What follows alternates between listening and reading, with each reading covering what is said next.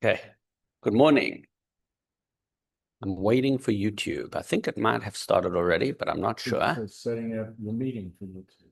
I know, but I might have done it already. Done. Okay, It close Says it's that. live streaming it on my screen. Okay, good morning, everybody, ladies and gentlemen. We are live on YouTube, and this is therefore being recorded. And we are studying our Maimah. We're continuing with our Maimah, Mi Kamecha 5629, also known as True Existence. And we are on page 48 in the new edition. Is that correct? Yep. But we're going to go back a couple of pages to where it says the heading, the subheading is 333. And this is something we spoke about last week. We're going to do a quick review, going back a few pages from where we were last week. The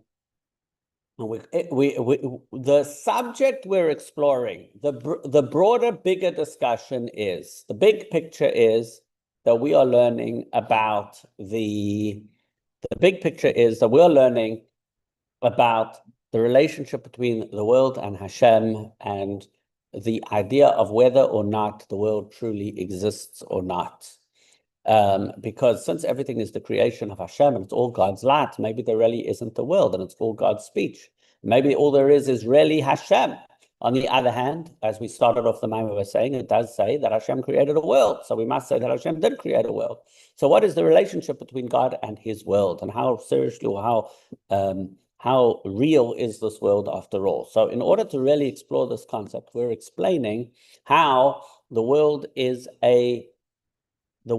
we know it in the physical realm is a concretization of spiritual things that actually happened higher and first in higher worlds. And we said that every blade of grass starts as an angel in heaven. Remember that? That every blade of grass starts as an angel in heaven, and that the rooster who crows below is a physical manifestation, a concrete manifestation of the angel Gabriel,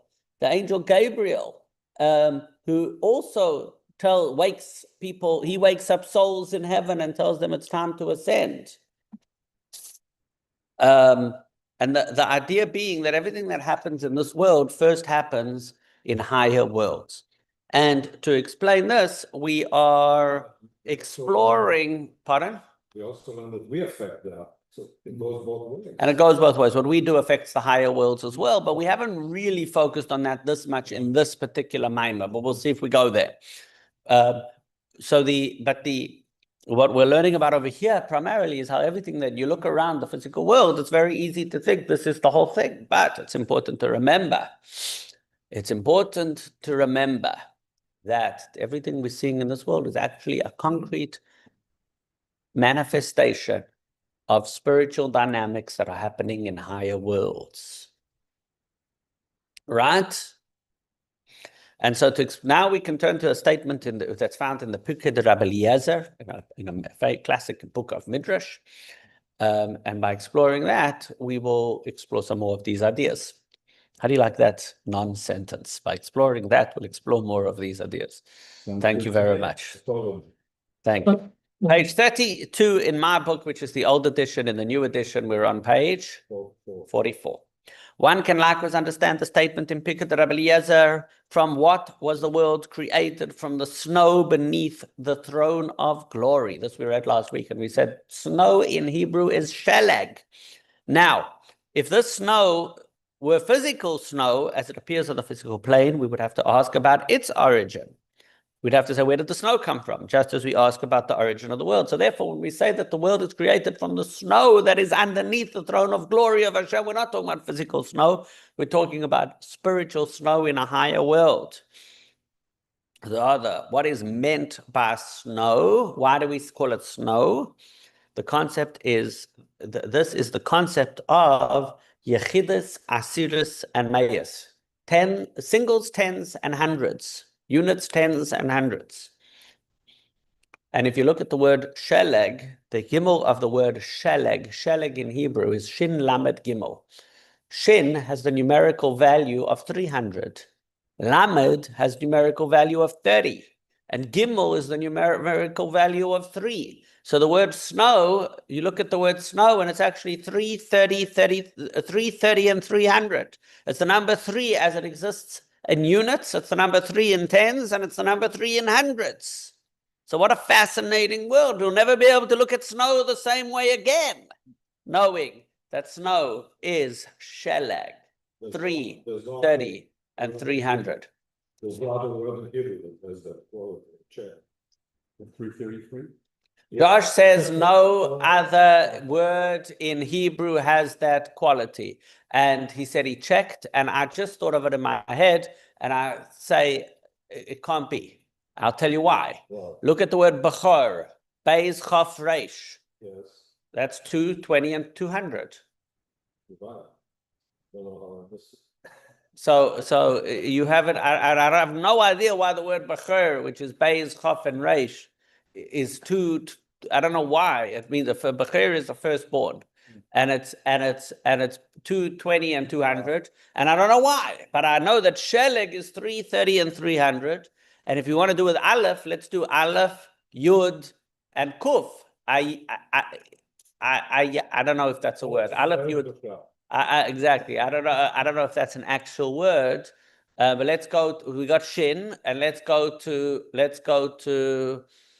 Tov. So you got Daled, Mem, Taf, Damat. I don't think it's a word. Dimat. Tears of, but I don't know. So I missed it. But you do have Bechor, Beis Chof Reish. In this week's part. Bechor, yeah, you do. It's true. So maybe I was, okay, I didn't see if a third, because I'm Mhm. used to write the poll with the bar. Understand. Usually the word Bechor has a vav in it, but it could be done with without a vav. And That's why. okay, anyway, but the word, and then you only have four letters. You have Kuf, Reish, Shin, Taf. You only have 4 letters that are in the hundreds. And So that's also, why it stops there. I wonder if when the Israelis did they went to Lebanon, it was called Sheleg Lebanon. If they had this in mind, for I sure. wonder if Okay. The gimel of the word sheleg is 3 in ones, the lamed in 3 in tens, and the shin is 3 in hundreds. So it's a very unique word. So therefore, the word says the world is created with sheleg. Now we understand. Josh said there's no other word in Hebrew that has this quality. There's no other word. We thought of one, but even that one is, you have to spell it incorrectly. Maybe that is why we say the world is created from sheleg, because it's the only word like this. Maybe, I don't know. So the origin of the world is sheleg, ones, tens, and hundreds, which means if you go into the Kabbalistic realm, Malchus is ones.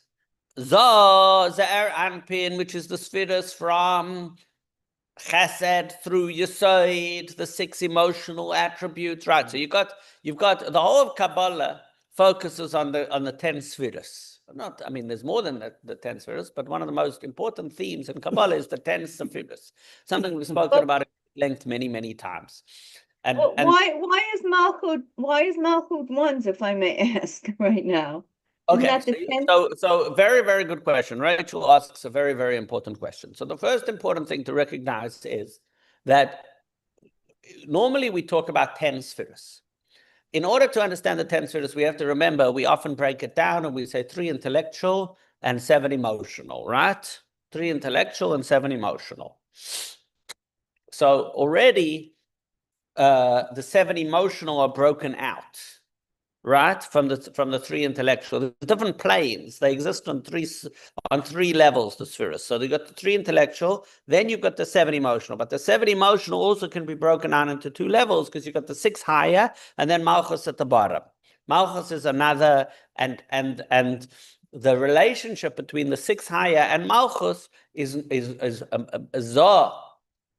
We talk in Kabbalah, in the language of Kabbalah, we call it Zoh, which is actually an acronym for Ze'er Anpin, which means the small face. Those are the higher attributes. Then Malchus means royalty. Malchus is the feminine. And a lot of Kabbalah is focused on the union, the yichud of Zoh and Malchus. Malchus is also known as Nukva, which means the feminine element. And Zoh is the masculine elements. So it's about the union between Zoh and Malchus is a big theme in Kabbalah. You said the- Za is the other six emotional ones? Za is an acronym. It's Zayin Aleph in the language of Hebrew, Zayin Aleph, which stands for Ze'er Anpin, which means the small face. Ze'er Anpin means the small face. And so the reason for it is like this. We know that we're taught that Mibsarai Echseleka, the prophet says, from my flesh I see God. From my flesh I see God. And we know that man is created in the image of God.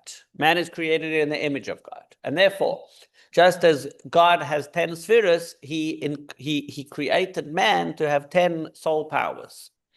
And the six and 3 are intellectual, and then 6 are emotional. And the 6 emotional attributes from Chesed all the way through Yesod all happen within a person. They're inside. Malchus is about expression to others, primarily. The main theme of Malchus, of royalty, the king, or the queen in this case, is about expression to others. Malchus Malchus is the theme of speech. It's associated with the Shekhinah too. Malchus is associated with the Shekhinah, which means we often say that Malchus is Shekhinah because Shekhinah is the divine presence, the way God manifests in a lower realm. So Malchus is about manifestation, right? Malchus is about manifestation, which is also, it's the idea of speech. So I can be over here, I have a whole internal world. My internal emotional world is in the attributes of Chesed through Yesod. That's my internal emotional world. I manifest that to you through speech. I let you know about it. I invite you in through speech. I tell you about it. So Malchus is always connected to the other. Shekhinah is the way God manifests to others. Shekhinah, the theme of Shekhinah is speech. Same idea, which is revelation. The Shekhinah is revelation. Speech is revelation. Speech is revelation. That's at Malchus. Now Malchus, they say about Malchus, it says in Kabbalah, it says Leis le migarme klum. Malchus is nothing of its own. Malchus is nothing of its own. Malchus is the receiver. Malchus receives from the 6 higher attributes and then manifests it's the revelation of everything of above. Everything about Malchus is revealing that which is higher. And so the whole point of Malchus is is where the next world starts. It's where the other begins. The other begins in Malchus. And so Malchus is therefore inherently connected to but separate from the other spheres. Okay? That's the main point of view. Malchus is inherently connected to but separate from the other spheres. It's a manifestation, a revelation of the highest spheres. That's what Malchus is about. Okay? So Malchus, and the main thing I'm pointing out over here with Malchus is, well, these are important concepts with regards to Malchus. But the important element that we have to understand over here, Rachel asked the question, which is the right question, is why is Malchus singles, right? Single numbers, units, and not tens? And the answer is because Malchus, it's the next plane down. That's what we're seeing over here. But we still need to understand more about this. So the Ze'er Anpin is the 6. Ze'er Anpin is the 6 from Chesed through Yesod. Isn't there a long face? We're going to talk Arich Anpin. Arich Anpin, which is another thing completely, yes. So very good. Jerry asked, is there a long face? And there is one. It's called Arich Anpin, and that's another level. That's in Kesser. That's the Chitzonius of Kesser. That's a separate discussion. We're going to talk about that. And then we go up to Bina. So we're saying Malchus, Zoh, and Bina. Bina is the way it happens in the higher worlds. Let's read. There's a very, very long note here, okay?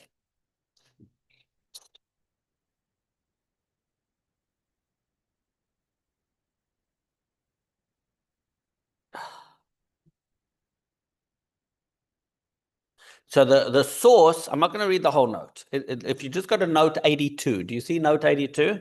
It says, in Kabbalistic terms, the concept of Yechidus, Asiris, and Mayas, explained in footnotes 80, corresponds to the spheres. Rabbi Dov Ber explains this in Biurei Hazayar. Units refers to Malchus, tens to Zohar, hundreds to Meichin, intellect, Chachma and Bina, and thousands, right? Thousands. We've only spoken about tens, hundreds, and singles, tens, and hundreds, units, tens, and hundreds.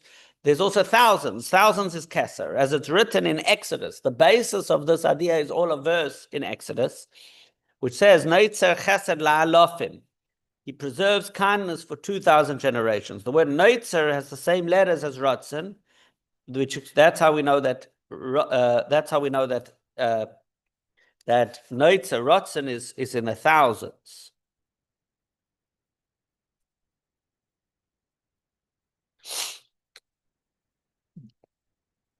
So Neitzer is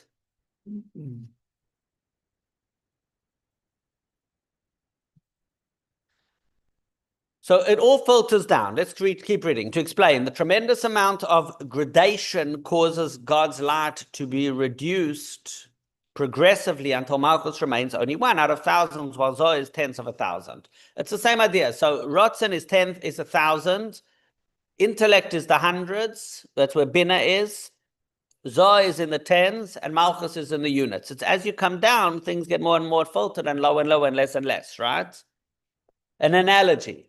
A teacher cannot possibly transmit an idea on his own level to a student. He can only transmit a small portion. It's the same idea that we've been explaining the whole time, which is about the filtration of things from higher worlds to lower worlds. Were the student to teach a person less knowledge than himself, the idea would once again be reduced, and merely a tenth of the student's grasp of the concept would be transmitted to the recipient, and so on. So the idea of the gradual filtrations from the higher to the lower is a concept we've spoken about before. What's unique here is we're going from the concept of thousands to hundreds to tens to units. Correct? Everybody with me on this?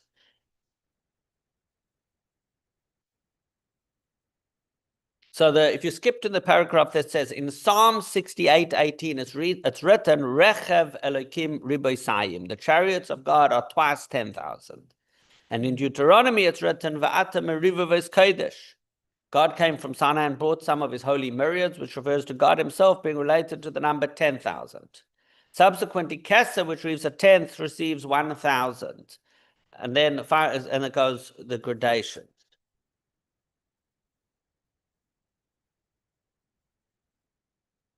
Okay. Each plane of existence is another multiple of 10, basically, is what we're saying over here. It is interesting. And Malchus, being the lowest of the 10 spheres, is down to 1. You with me, everybody? We good? It's interesting how mathematical it is. Interesting that we didn't go to exponentials. Just Well, each 10 is an exponent. yeah, but would have been up to. Well, the whole thing. Okay. That's interesting. Yeah, that's 10 things. And according to the version of the Midrash, okay, so the origin of the world is Sheleg, ones, tens, and hundreds, which means Malchus and Bina. That is, there must be myriad stages of evolvement after which the physical earth is created, a manner of being from nothingness. Very, very good. Yeah, this is the answer to your question. Josh asked a very important question. Why are we going in tens? The answer is, ladies and gentlemen, while this looks very mathematical, it's not really mathematical. Don't get so caught up in the math. Get caught up in the math, but don't get caught up in the math. Look at math as a concept, not necessarily a science. We're looking at the art of math. We're looking at the art of math. And here's what's going on. The Midrash says that the world is created through sheleg, from snow. The source of the world is snow. Why does it say that? Because snow, as Josh rightly pointed out, is a very unique word. The word snow is a word that has in it Shin, Lamed, and Gimel, which is the concept that exists as 300, as it is in 30, and as in 3. In other words, it filters down from the hundreds to the tens to the units. The whole idea being that the world filters down from higher places to lower places. That's all we want to know. That's the central theme we're exploring. Things first exist in higher realms, then they exist in medium realms, and everything devolves and concretizes as it goes down lower and lower. That's the idea we're trying to explain. That there's the Gimel exists first as a Lamed. The Lamed is a Shin. The Gimel has its root, 3 has its root in 30, 30 has its root in 300, 300 has its root in 3,000, 3,000 has its root in 30,000, 30,000 has its roots in 300,000, 3 million. You can go up higher and higher and higher and higher. You'll always go up. Every multiple of 10 is another realm of existence. Do you understand? The point being, that's what the Midrash is telling us when it says that the world has its origin. Where does the world come from? It comes from Sheleg. It's coming to tell us that what you see in a physical world exists first in a spiritual realm above. That's what it's coming to tell us.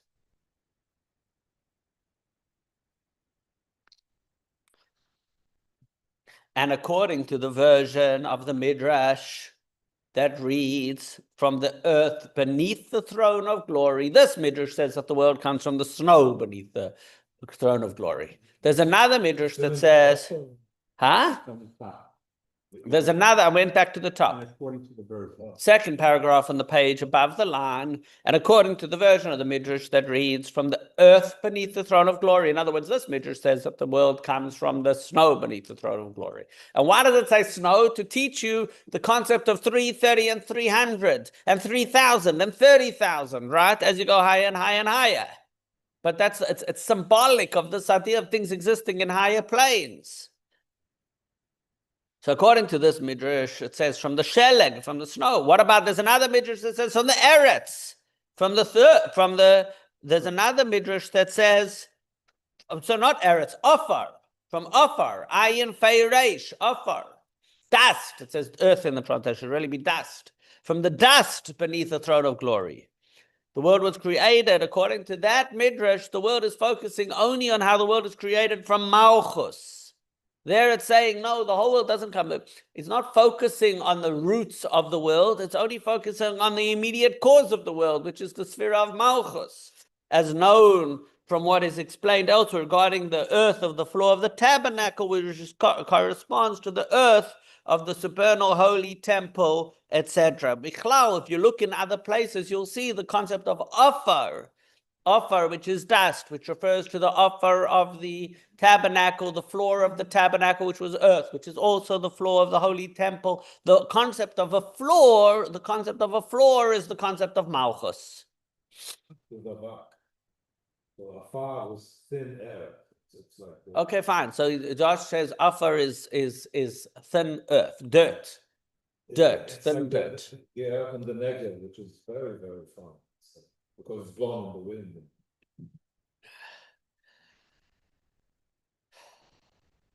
Again, so that's focusing. One is focusing not on just on the proximal cause of the universe, which is Ophar. The other one is looking at the roots of the cause, which is Sheleg, Shin Lamed Gimel, higher and higher and higher. Which are opposite compounds. One is a flower, one is shade. One is focusing on this, and one is focusing on this. A very interesting, good point. Different elements, different things. Very interesting. Okay, so we're going to take 2 questions on this, and then we're going to keep moving forward instead of focusing on this, because the main point we're focusing on over here, we don't need to get buried in the dirt of the Kabbalah, in the Ophar of the Kabbalah, or the Sheleg of the Kabbalah.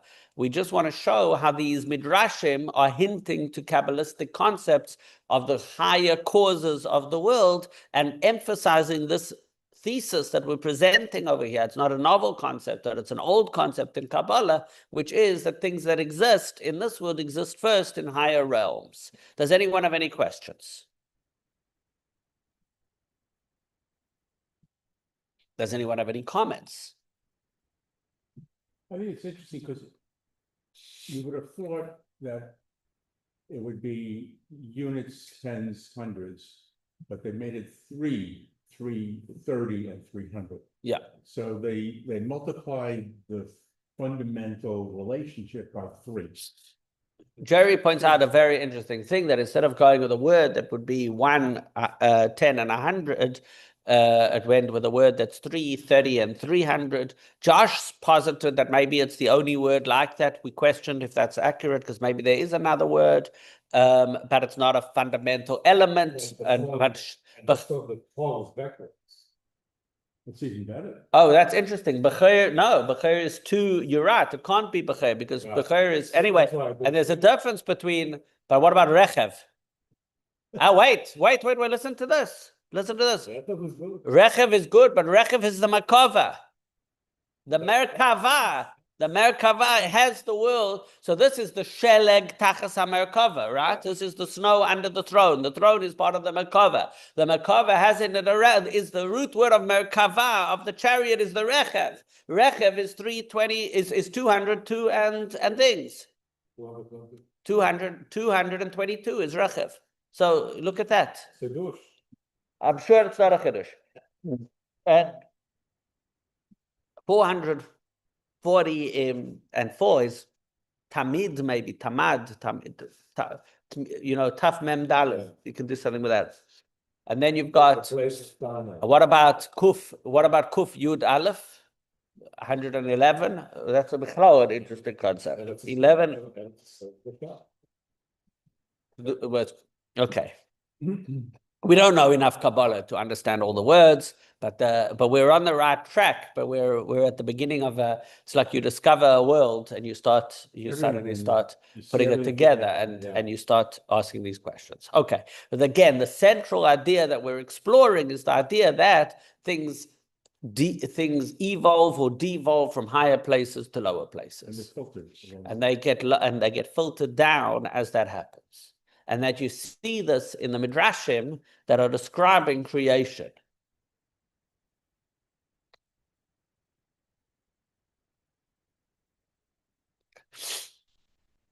In other words, if I may give you a critical modern view of this, the way they would analyze the way academics might talk about this, they would say like this. You have a midrash that says that the world is created from the snow underneath the throne of the throne of God's glory. It sounds like a creative midrash. So everybody knows that when you study midrashim, you have to unpack what are the symbols, what is the things. So Josh pointed out an interesting, and then there's another opinion that says it comes from the earth of this. So you would think that this is talking about two fundamental elements: snow being form of frozen water, and earth being thing. And you're right, if you read the Midrash just at this level. Comes along a whole bunch of Kabbalah, which you might have thought is a separate field of Judaism, it's a separate academy, a separate department at the university where they study different things. And they talk about the world being created through different spheres. Comes along the Chassidus and explains that actually that Midrash should be read, that Midrash in Pirkei the Rabbi Eliezer can be read through a Kabbalistic lens. Analyze the word of 3, look at the 3, the 30, and the 300, and you'll see that Rabbi Eliezer, the author of that Midrash, was actually hinting to a Kabbalistic concept of connected to the spheres. And that's what's going over here. And it's a Kabbalistic reading of a Midrash. You with me? And if you read that now, when you'll never be able to look at the word Sheleg the same way again. Because anytime you see the word Sheleg, you know that Sheleg is 330 and 300, and it's Malchus, Zoh, and Bina. We'll always look at Sheleg through that lens. Next time we go make a snowman, we'll know that you're dealing with, right? Snow is a manifestation of these ideas. And that's true with snow. And when you you'll see that with Sheleg. And when you see Ofer, you know that Ofer is Malchus. And these things all are interconnected. Okay. Isn't there maybe I think it's a sapphire under the throne? That's another midrash. So we have to explore that midrash. That we have to understand. That's in the pasuk. It says that Moshe saw something. So we have to understand. All these things have to be read and analyzed in its deep way. None of this should be taken literally. In other words, one thing for sure is that the midrash that says that the world is created from the snow underneath the throne of glory is not meant to be taken literally. It's metaphoric. And if Moses saw something in heaven, don't take it literally, it's metaphor. Light. Similarly, concerning the creation of light.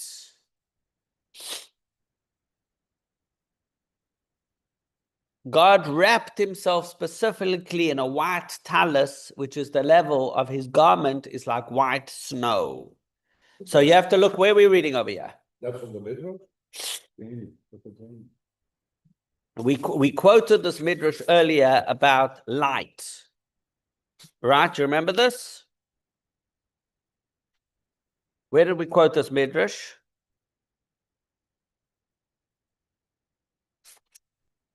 Second middle. Where did we quote this midrashim? What page? Anyone have a page?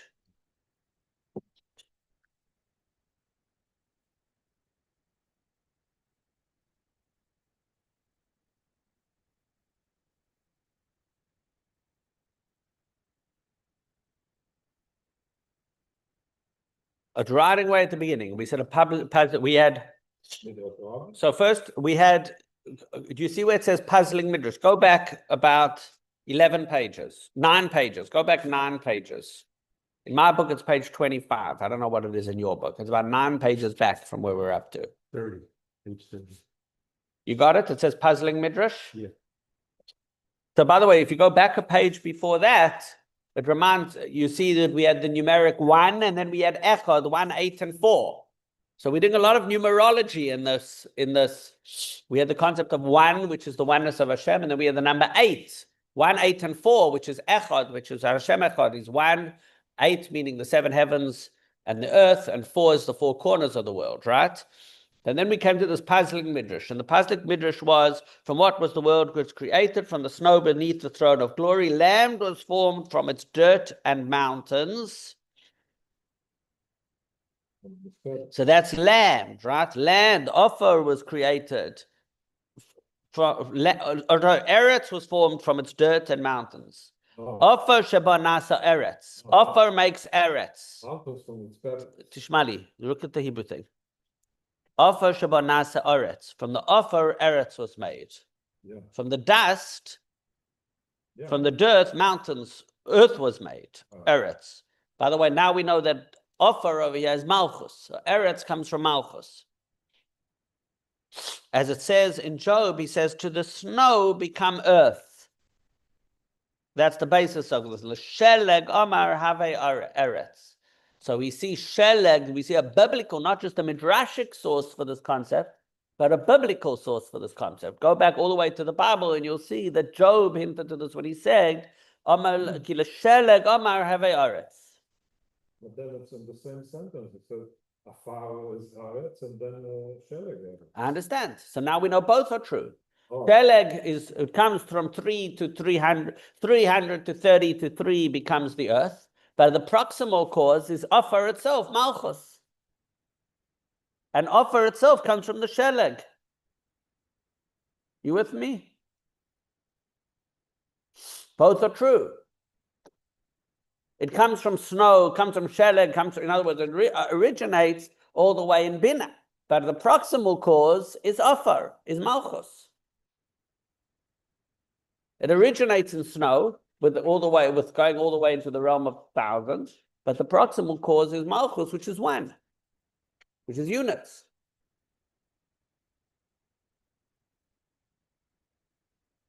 And if you skip a paragraph, a similar query is found in Midrash Rabbah, where our sages say, from where was the light created? This teaches that God cloaked himself in a white talus and radiated the brilliance of his glory. So we're saying over here, these Midrashim say that the world sort of devolves from these elements. But how could you say this if we know the world was created yesh ma'ayin? That was the question we asked. We know that the world is created something from nothing. So why are we saying that there are causes of the world? Is the world created yesh mi'ayin, or is the world created ila va'olu? Is the world created something from nothing? Or is the world created through a process of cause and effect? But we know that God is everlasting. He was there before creation. So if the Merkava is right, then that Sheleg under the Merkava was there before. It's also a creation. It's also a creation. So therefore, one second. You're asking the right questions. Was the Merkava there? for the creation. You're asking the right questions. You're asking the right questions. The thing we're exploring, what we're trying to explore is there are two notions, two concepts that we're exploring. We're exploring the concept of creation, something from nothing. We're also exploring the concept of the process of creation. Right. And in theory, they're two separate things. Right. Because if it's a process, if there's a cause and an effect, and a cause and an effect, and a cause and it's a chain reaction, so then it's not really something from nothing. There's always a cause. You go higher, you find a cause. So we can separate God from all the. So Josh says the answer to the question is at a certain point you have a complete and by the way, this is, if you go a little deeper, this is a key philosophical question, right? Is the world created through a series of cause and effects, or is the world created through an infinite gap between a creator and a created being? Right? That's the philosophical question over here. Is it a creation, something from nothing, or is there cause and effect?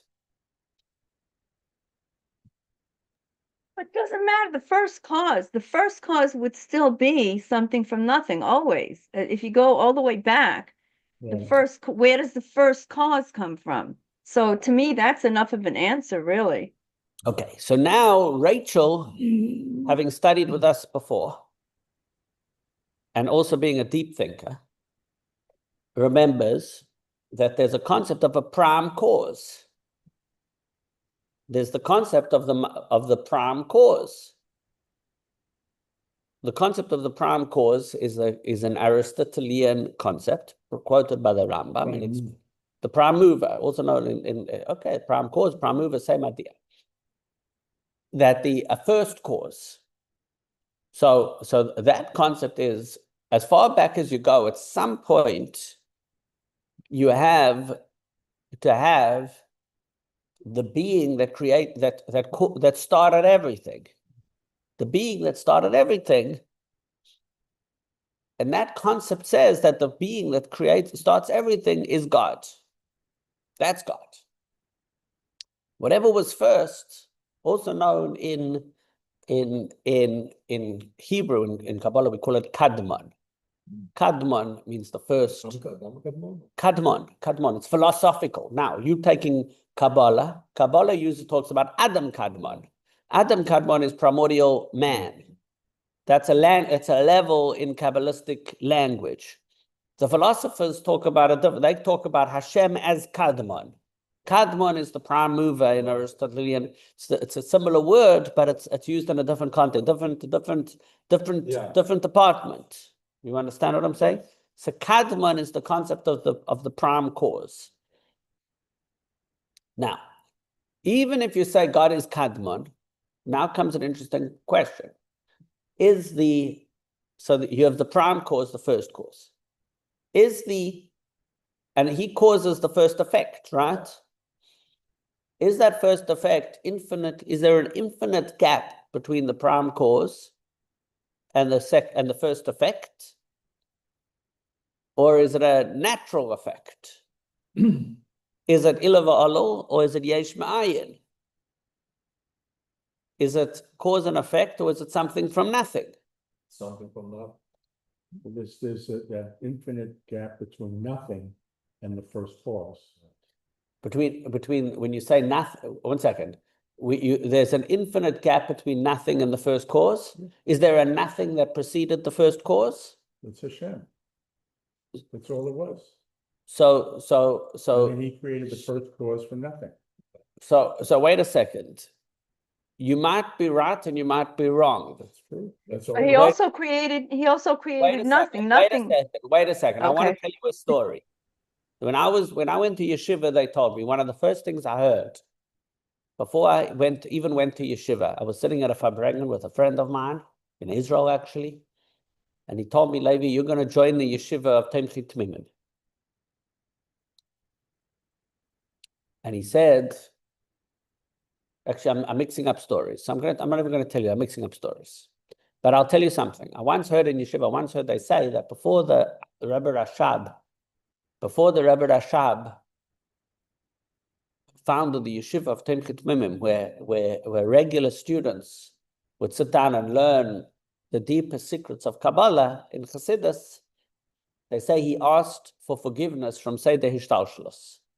He asked for forgiveness from the whole train of progression, because people that didn't know anything about Kabbalah were now going to start analyzing the deepest secrets of the mystical creation of the world. So the first thing, the first prerequisite to learning these things is to know the difference between a question and an answer, which means to know the difference between curiosity and exploration and having all the answers.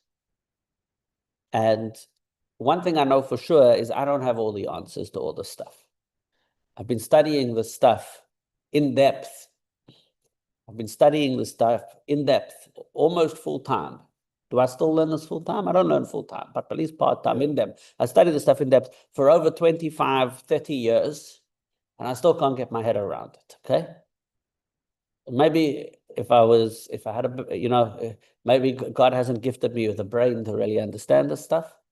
And I wish he did, but we're trying, but it's very hard to understand. But now, as I say all this, to communicate, a very important thing is we have to understand that we're all struggling to understand the model. And there's a great value in what we're doing. The great value in what we're doing is we're exploring and trying to understand. We're trying to understand our relationship to God and God's relationship to the world. Now, I had a very, very interesting,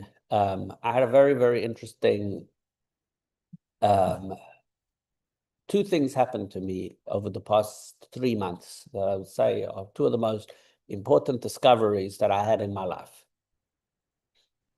I'm about to, Really? if you ask, every year, this Shabbos, we're going to have, here the class is switching suddenly, ladies and gentlemen, we've just switched tracks. It's not disconnected. We're switching from theoretical Kabbalah to Chassidus, to practical ways to live with us. And this is very, very important. So I want to tell you something like this. I was talking with my father, who had to give a talk somewhere in South Africa a week ago, and he told me he was giving a talk, and I don't remember what his title was, but he told me that probably 50 years ago, when he first came back from yeshiva to South Africa, he was asked to give a class to a bunch of students at the university. He had graduated 2 or 3 years earlier, and he was asked to give a class about what Kabbalah and Chabad and Chassidus is all about. And where did he go to yeshiva? He went to yeshiva in Israel and in America. He spent a couple of years in yeshiva, and then he went back to South Africa. And now he was back in South Africa, and he gave a class, and he gave the title of his class, he just told me this the other day, was A Meaningful Existentialism. Chassidus, a meaningful existentialism. And what he said, he spoke about then, because he was giving a class last week, and he was going to say the same thing. That on the one hand, this is very existential literature, trying to understand your place in the universe. But the main thing over here is it's not just philosophical, but it's meaningful. So that's one story. And my father told me when he was in Kfar Chabad in Israel, he had the honor and the privilege of learning from one of the great Chassidim of our time, a Chassid by the name of Reb Mendel Futerfas, we've heard about many times. And Reb Mendel Futerfas said, Haskalah of Chassidus, without the Avodah of Chassidus, should be read with a chaf and not a kuf. If you a schol, haskala with a chaf is foolishness. Yes, a mela zokin But that's how it's written. v'schil. No, it's written with a kaf, a kuf. No, Haskala is with a chaf. of course. Okay, so- Haskalah is with the kaf. Haskalah with the kuf is liskol, to throw stones. Okay, so maybe that's not what he said. So I didn't even understand. Haskala, in other words, the word Haskalah is Askala is enlightenment, or it's intellectual Right. analysis. But the word aschol is a fool. yeah, sachal A is a sachal is a fool. Right. A sachal is a fool. Then So- you think it's a big word. So you have to. Wow. So in other words, there's a fine line between being an intellectual and being a fool. That's right. That's what he said. That's what my Yeah, father that's said. right. There's a fine line between. So I guess that's what Reb Mendel was saying, and my father. Yeah. I don't know exactly what the quote was, but the point is, there's a fine line between being an intellectual and being a fool. So when you learn these deep intellectual concepts, we have to understand that we're not here to be. So that a few months ago, I was at a conference, and I had a conversation with Rabbi Simon Jacobson, who's really a tremendous mind and a great thinker, and he's a prominent author and speaker. And I asked him, how do you crack this stuff?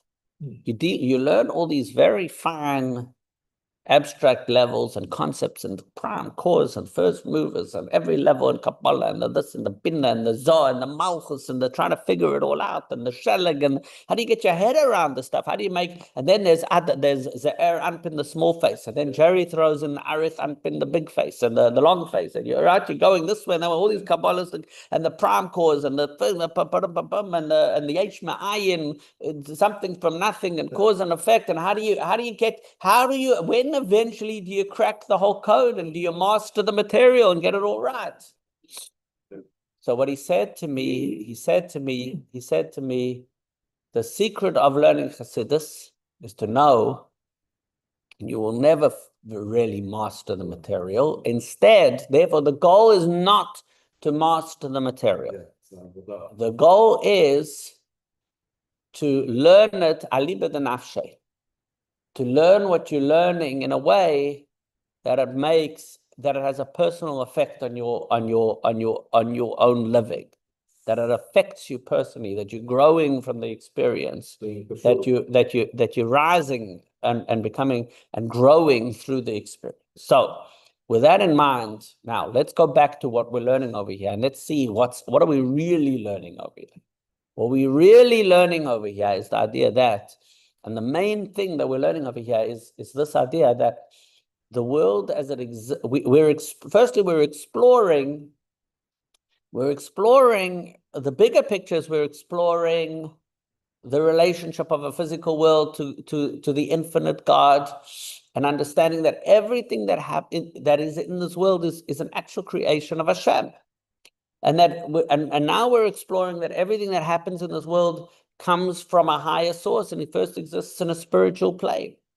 So and at the same time, it's not a system, it's not a series of causes and effects, but there's an actual active creator who creates everything. And it's not a system that's running, even though it looks a little bit like a system that's running, but there's an active creator.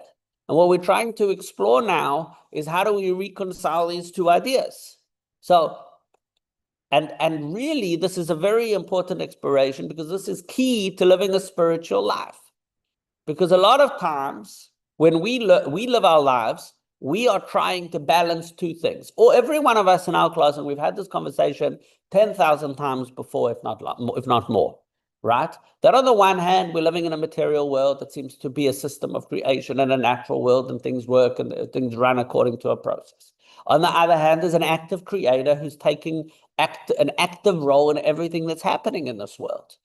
Right? And how do we reconcile these two notions? How do we reconcile these two notions? How do we live within the world and remember that we're not really that all the stuff isn't really what's really going on? What's really going on is an active creator that's making it happen at every moment. And we always know, we always come to that conclusion, right?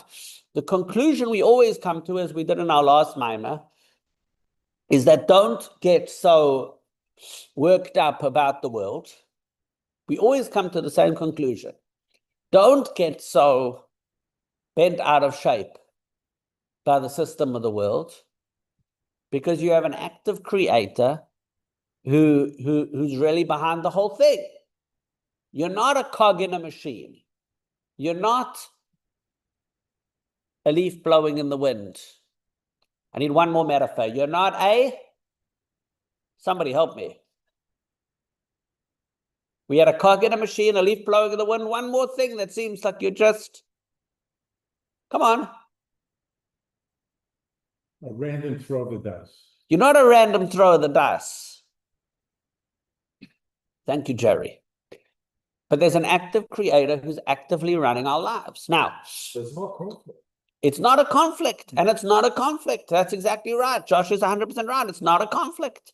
It's not a conflict. So even though the Midrash says that the world is created from the sheleg under the Kisei HaKavod and from the offer which comes from the sheleg, right? Even though the world created from thousands to 300s to threes, or from one new malchus, even though it looks this way, and even the light will say this. At the same time, you have to remember the world is created yesh me'ayin, from a creator himself. We're not subject to the whims of the angel Gabriel and how he's waking up roosters. We're not subject to the angels and the forces above it, even the higher worlds. We're not just cogs in a super cosmic, spiritual cosmic machine. But we have a one-on-one relationship with Hashem, who's actively involved in our lives.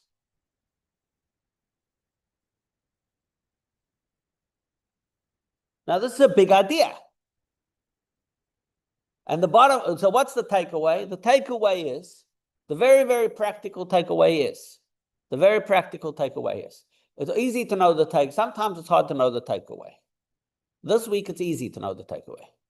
Because this week, this Shabbos, we're going to bless the new month of Elul.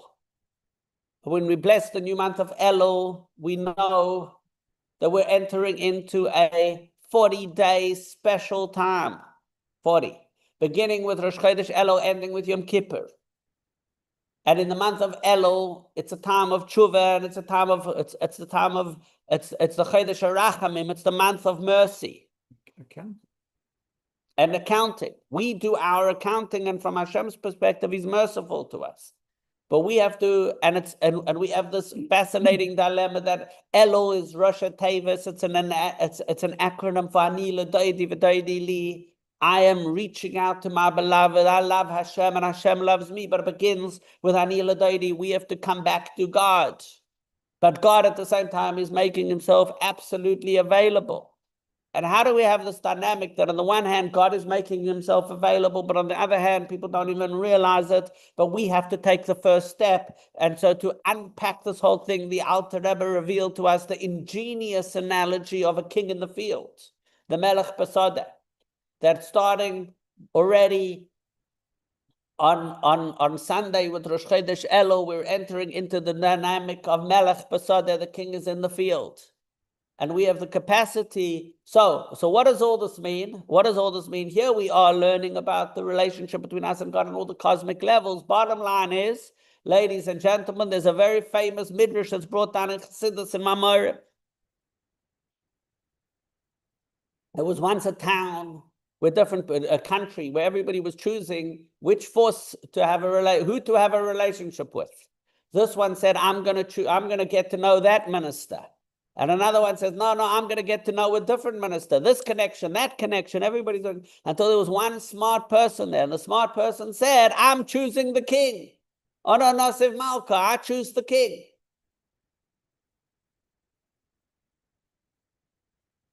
And so we are here with Ono Nasiv Malka, I choose the king.